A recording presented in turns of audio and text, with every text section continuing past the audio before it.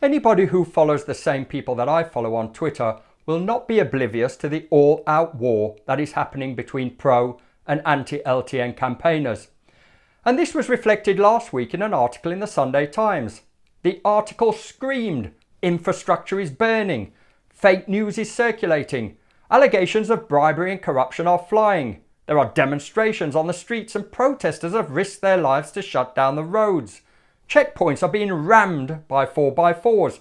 Neighbour is turning against neighbour, and rancour stalks the land." Now, this is not Aleppo in Syria, Bogota, or the streets of Cuba even, but the tranquil spires of Oxford, where arguments over the introduction of low-traffic neighbourhoods have escalated to the point of civil unrest. Hopefully, there will come a day where we can all enjoy a relatively harmonious functioning city again, a city where its residents can share life, where someone might actually offer help or show concern, rather than rage at the other person for existing. I myself, along with many others, have been doxxed by people who wish to discredit me, and I've had abuse hurled at me merely for expressing how I feel. I've also felt anger towards others, even though by my nature I'm not a very angry person. But is it any wonder people feel angry when they see footage of Councillor Claire Holland cozying up to Simon Still and saying they can just use a forklift truck to move roadblocks wherever they see fit? How contemptuous of them. No consultation, no equality impact assessment needed. The truth be told, these policies have nurtured a desperately divided, unhealthy society, and that should not go unchallenged. Last week, I took a walk around Islington, again, which remains one of the hotbeds of dispute. And just walking about, it is self-evidential that LTNs do nothing to reduce car ownership, yet they increase vehicle miles driven, traffic congestion, fuel consumption, vehicle emissions, and all this during a respiratory pandemic.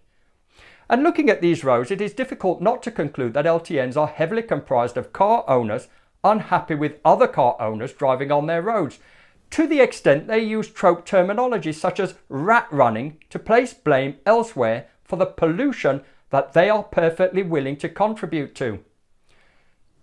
To be fair, that was only an impression, because I actually didn't meet anyone, not a single person, that favoured their road being closed.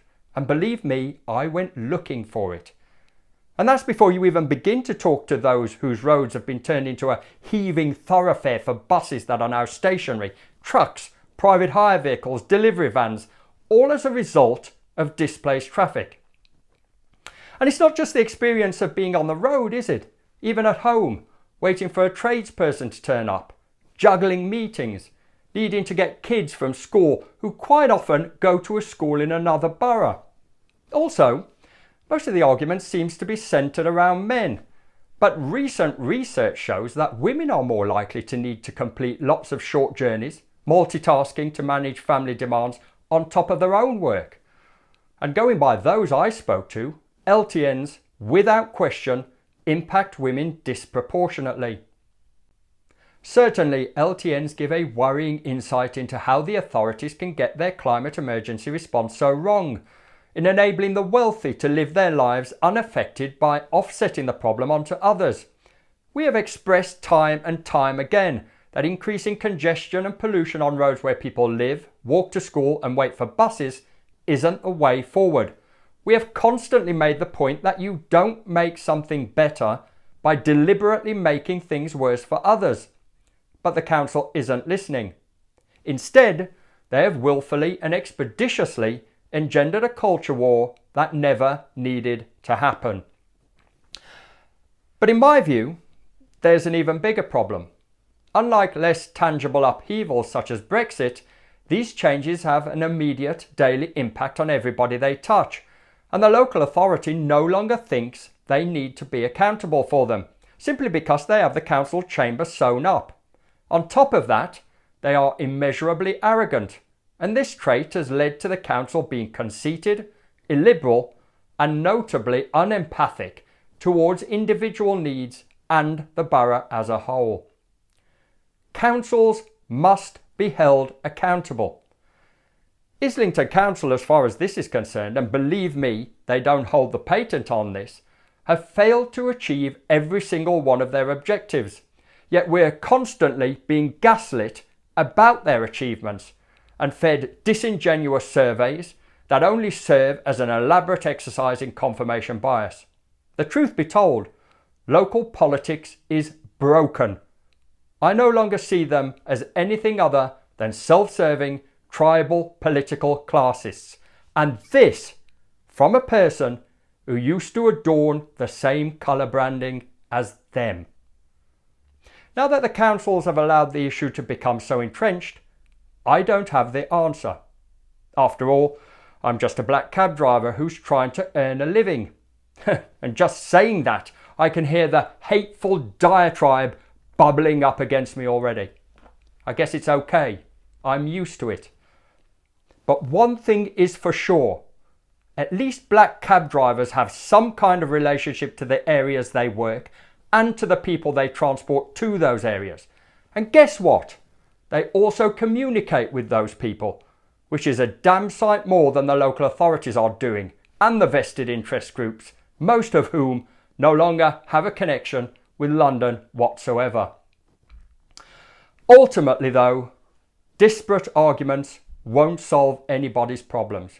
Division, hate and anger won't help either, nor will politics that divide our communities. Surely it's about London working as a system and working cohesively for everyone. As long as councillors, local authorities, TfL and the Department of Transport fail to understand that this argument goes way beyond how people choose to move around, then we need to keep shouting our objections from the rooftops. And if you support councils forcing through LTNs using emergency powers, be very careful with that fire you are playing with. Because next time, those powers which bypass democratic norms, consultations and undermine equality and community cohesion might be used against you. Injustice is injustice, whichever way you look at it. And we will not go quietly into the night. Thank you very much once again, and if you enjoy the videos and podcasts that we put out from time to time, please like and subscribe.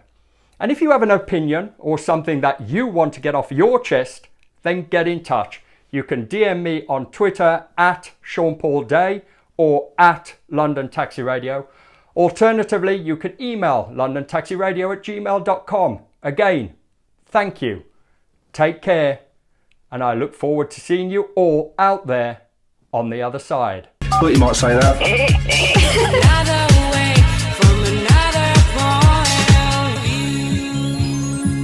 London Taxi Radio, the cabby's choice.